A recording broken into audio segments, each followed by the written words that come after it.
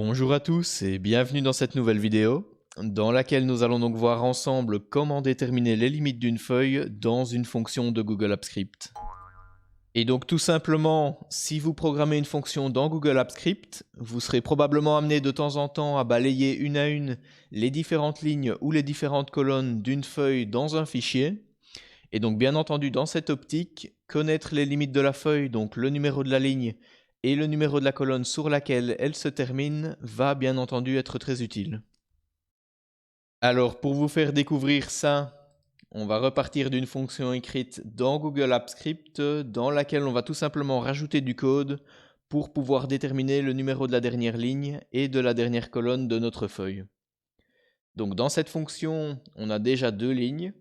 La première ligne permet tout simplement d'obtenir une référence à notre fichier Google Sheet et la deuxième ligne permet quant à elle de déterminer une référence à la feuille dans laquelle nous allons donc pouvoir travailler. Et la première chose que nous allons pouvoir déterminer ensemble, c'est donc bien entendu le numéro de la dernière ligne de notre fichier. Donc on va stocker ça dans une variable qu'on va appeler tout simplement dernière ligne. Et on va repartir de la référence à notre feuille, qu'on a appelée tout simplement feuille, à laquelle on va appliquer la fonction getLastRow, qui ne prend aucun paramètre en entrée, et qui, comme son nom l'indique, nous permet tout simplement de déterminer la dernière ligne de notre fichier. Ensuite, pour le numéro de la dernière colonne, on va procéder exactement de la même façon, donc on le stocke dans une variable qu'on appelle dernière colonne.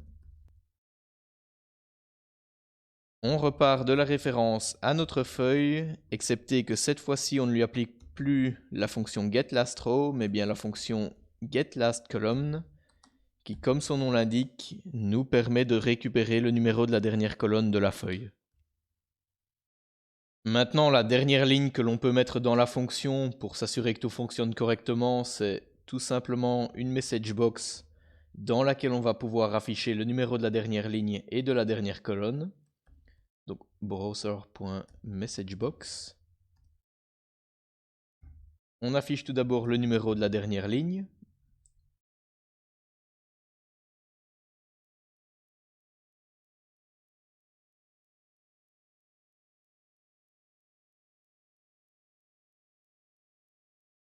Et on affiche donc ensuite le numéro de la dernière colonne.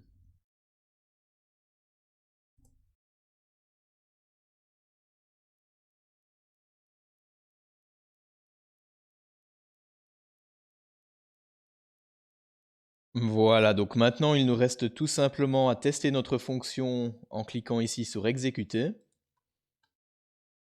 Donc la fonction s'exécute et si on retourne dans notre fichier Google Sheet, on voit qu'on a donc bien un message avec ligne 20 qui est bien la dernière ligne de notre fichier et colonne 6 qui est bien également la dernière colonne de notre fichier, correspondant donc à la colonne F. C'est tout pour cette très courte vidéo. Si elle vous a aidé, n'hésitez pas à donner un petit like pour encourager la chaîne ou à vous abonner pour suivre d'autres contenus sur le sujet. Merci et à bientôt.